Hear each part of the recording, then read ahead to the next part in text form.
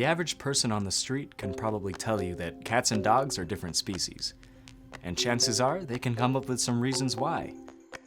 Cats and dogs look different. They behave differently. They don't make kitten-puppy hybrids.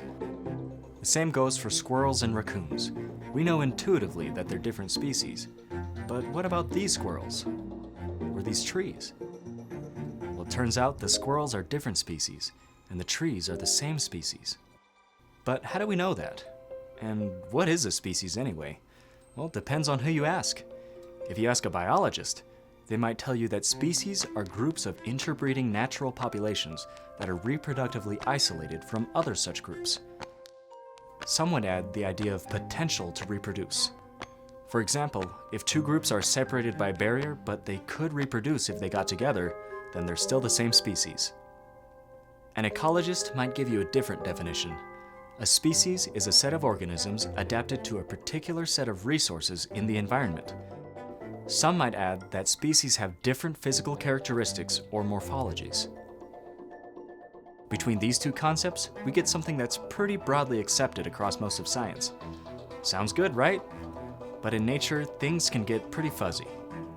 For one, how meaningful is it that two groups have the potential to interbreed if they never meet in nature?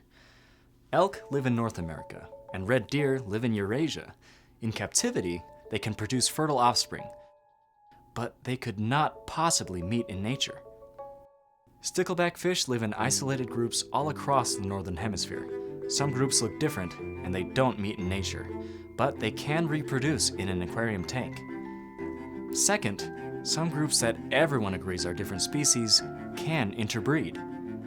Take the polar bear and the grizzly bear. They look different, they live in different habitats, they eat different foods. DNA evidence suggests these two groups have been reproducing separately for hundreds of thousands of years. Clearly a different species, right? But they can and do produce hybrid offspring in nature. By the way, this is not unusual. Coyotes and gray wolves are different species, but they have interbred. Coyotes on the east coast of North America have a significant amount of DNA not only from wolves, but also from dogs. There are many more examples of hybridization between species.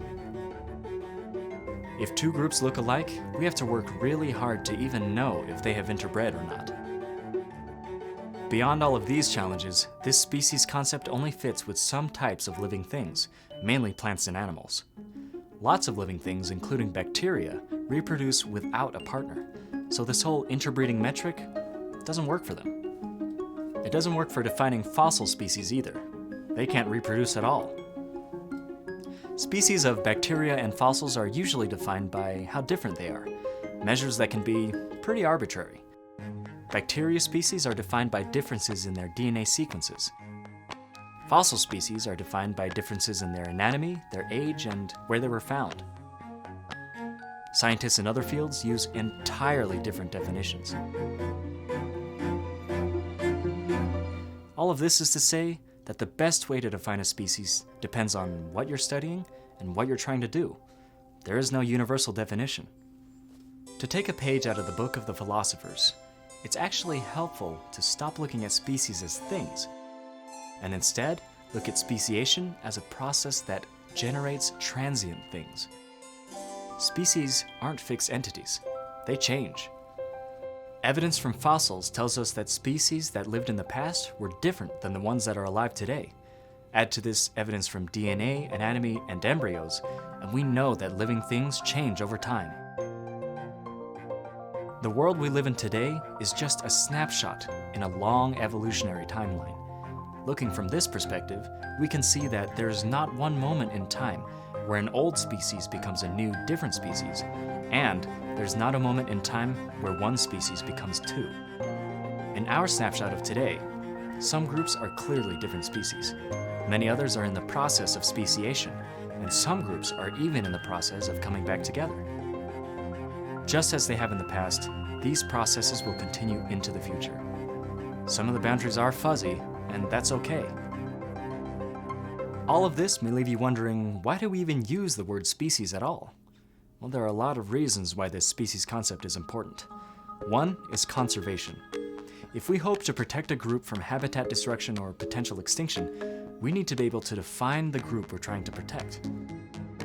Another is that this concept of species helps us and the scientific community to categorize and communicate about groups of living things.